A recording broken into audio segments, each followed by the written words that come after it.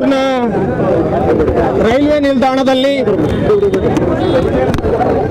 ಎಲ್ಲ ಸಾಮಾಜಿಕ ಜಾಲತಾಣಗಳು ಮತ್ತು ಮಾಧ್ಯಮಗಳಲ್ಲೂ ಬರ್ತಾ ಇತ್ತು.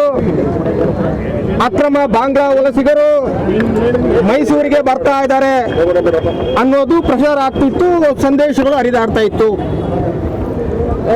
ಆ ಸಂದರ್ಭದಲ್ಲಿ ಈ ದೇಶದ ಪ್ರತಿಯೊಬ್ಬ ದೇಶಭಕ್ತ ಕೂಡ ಈ ದೇಶದ ಬಗ್ಗೆ ಯೋಚನೆ ಮಾಡ್ತಾನೆ, ದೇಶದ ಬಗ್ಗೆ ಯೋಚನೆ ಮಾಡಬೇಕು ಕೂಡ. ರೈಲ್ವೆ ಸ್ಟೇಷನ್ಗೆ ಒಂದು 30, 35, 36 ಈ ಅನುಮಾನಾಸ್ಪದ ವ್ಯಕ್ತಿಗಳು ಯಾರಿದ್ದಾರೆ ಅವ್ರನ್ನ ಕರ್ಕೊಂಡು ಬರ್ತಾರೆ. ಅದಕ್ಕೆ ಕೆಲವು ದೇಶಭಕ್ತರ ಈ ನಾಗರಿಕರ ಸಹಕಾರವನ್ನು ಇಲಾಖೆ ತೆಗೆದುಕೊಳ್ಳುತ್ತೆ. ನಂತರ ಲಷ್ಕರ್ ಸ್ಟೇಷನ್ ಕೂಡ ಒಂದು 100ಕ್ಕಿಂತ ಹೆಚ್ಚು ಅನುಮಾನಾಸ್ಪದ ಯಾರಿದ್ದಾರೆ KSRTC ಬಸ್ ಸ್ಟ್ಯಾಂಡ್ ಭಾಗದಲ್ಲಿ ಅವರನ್ನು ಕೂಡ ಕರೆತರುವಂತ ಕೆಲಸಗಳು ನಡೆದಿದೆ. ಹಾಗಿದ್ರೆ ಆ ಘಟನೆ ಆದ ಮೇಲೆ ಪೊಲೀಸ್ ಇಲಾಖೆ ಮಾಡಬೇಕಾದಂತ ಕರ್ತವ್ಯ ಏನಿತ್ತು, ಸೂಕ್ತವಾದ ತನಿಖೆಯನ್ನ ಮಾಡಬೇಕು.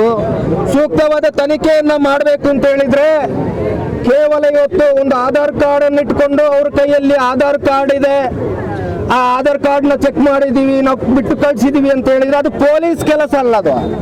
ಅದು ಪೊಲೀಸ್ ಕೆಲಸ ಅಲ್ಲ, ಅದು ಸಾಮಾನ್ಯ ಜನರು ಮಾಡುವಂತ ಕೆಲಸ. ಅದು ಯಾಕಂದ್ರೆ ಗೊತ್ತಾಗಲ್ಲ ಯಾವ ಹಂತದಲ್ಲಿ ತನಿಖೆ ಮಾಡಬೇಕು, ಯಾವ ಡಾಕ್ಯುಮೆಂಟೇಶನ್ ನೋಡ್ಬೇಕು ಅನ್ನೋದು ಅವ್ರಿಗೆ ಗೊತ್ತಿರಲ್ಲ.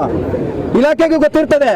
ಇಲಾಖೆ ಇವತ್ತು ಒಂದು ತನಿಖೆಯನ್ನ ಕೈಗೆತ್ಕೊಂಡ್ರೆ ಅದರ ಜಾಲಾಡಬೇಕು ಅಂತ ಇಚ್ಛೆ ಪಟ್ರೆ, ಮನಸ್ಸು ಮಾಡಿದ್ರೆ ಬೇರೆ ಬೇರೆ ಆಂಗಲಲ್ಲಿ ಬೇರೆ ಬೇರೆ ಹಂತದಲ್ಲಿ ತನಿಖೆಯನ್ನ ಮಾಡುತ್ತೆ. ಅದೇ ಹಂತದಲ್ಲಿ ಇದನ್ನು ಕೂಡ ತನಿಖೆ ಮಾಡಬೇಕಾಗಿತ್ತು. ಅದನ್ನೆಲ್ಲ ಮಾಡೋದನ್ನ ಬಿಟ್ಟು ಅವನ್ನೆಲ್ಲ ಕಳಿಸಿ ನೀವು ನಂತರ ಯಾರನ್ನ ಸಹಕಾರವನ್ನ ಕೇಳಿದ್ರಿ, ಯಾರ ಸಹಕಾರವನ್ನ ಪಡ್ಕೊಂಡಿದ್ರಿ ನೀವು, ಅವರ ಮೇಲೆ ಅಲ್ಲೇ ಇದ್ದವರು ಅವರೇನು ನೀವು FIR ಆಗ್ತಾರೆ ಅಂತ ಹೇಳಿ ಭಯಭೀತರಾಗಿ ನಿಂತಿದ್ದು ಅಲ್ಲ, ಅಥವಾ ನೀವು ಹೇಳಿದ್ದನ್ನು ಕೇಳಿ ನಿಂತಿದ್ದು ಅಲ್ಲ. ಆ ತನಿಖೆ ಸಂಪೂರ್ಣ ಆಗಬೇಕು, ಆಗುವವರೆಗೆ ನಾವು ಇಲ್ಲಿ ಇರ್ತೇವೆ ನಿಮಗೆ ಸಹಕಾರಕ್ಕಾಗಿ ಅಂತ ಇಲಾಖೆ ಜೊತೆ ನಿಂತಿದ್ರು. ಅದೇ ನೀವೇನ್ ಮಾಡಿದ್ರಿ? ಸುಮಾರು 1-1.5 ವರ್ಷದಿಂದ ಯಾವುದೇ DGP SP ಆ ರೈಲ್ವೆ ಸ್ಟೇಷನ್ಗೆ ಈವರೆಗೂ ಭೇಟಿ ಕೊಡದಂತ ಅಧಿಕಾರಿಗಳು ಒಂದು ಸಲ DIG ಬರ್ತಾರೆ, SP ಬರ್ತಾರೆ.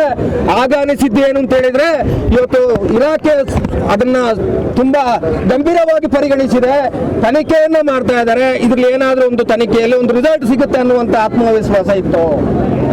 ಆದ್ರೆ ಏನ್ ಮಾಡಿದ್ರಿ? ಅಧಿಕಾರಿಗಳು ಯಾಕಾಗಿ ಬಂದಿದ್ರು? ಯಾರ ನಿರ್ದೇಶನ ಇತ್ತು? ಯಾರ ನಿರ್ದೇಶನದ ಮೇಲೆ ನೀವು ಬಂದಿದ್ರಿ?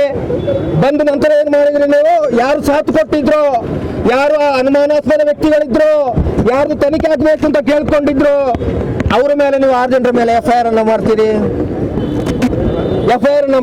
ನಿಮ್ಮ FIR ಗೆ ಯಾರು ಕೂಡ ಎದುರುವುದಿಲ್ಲ.